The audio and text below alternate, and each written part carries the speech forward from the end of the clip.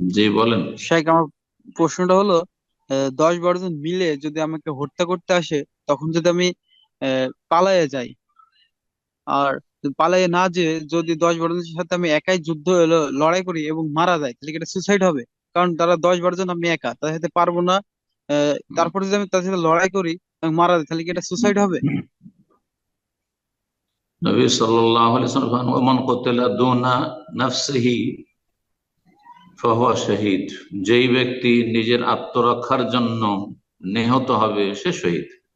Oman কুতিলা দুনা মালিহি ফাহুয়া শহীদ, যেই ব্যক্তি ধন সম্পদের রক্ষা করতে গিয়ে নিহত হলো, খুন হলো, সেও শহীদ।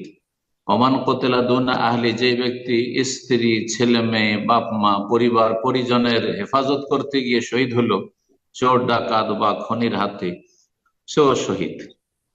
তো আল্লাহ না করে এরকম পরিস্থিতি কোনো মুসলিমের হয়, কিন্তু চারিদিক থেকে যদি আক্রমণ হয়, তাহলে তার সামনে দুটো অপশন আছে। একটা হচ্ছে আত্মরক্ষার জন্য পলায়ন করা আর নিজের যান বাঁচানো। কিন্তু এটা নিজের জীবনের বা আপনার উপর যদি আক্রমণ হয় তাহলে, কিন্তু ধরেন আপনার স্ত্রী ছেলে মেয়েদের উপর আক্রমণ, তাদের মান ইজ্জতের উপর আক্রমণ, আপনার ধন সম্পদ লুটপাট করে নিয়ে যাচ্ছে, সেই ক্ষেত্রে ডিফেন্স করতে গিয়ে, সেই সব রক্ষা করতে গিয়ে যদি আপনি নিহত হন জালেমের হাতে, তাহলে আপনি শহীদ। আর তারা হচ্ছে খনি কাতিল, তারা জাহান্নামী, আপনি জান্নাতি। জি, এটা সুসাইড নয়, আত্মহত্যা নয়।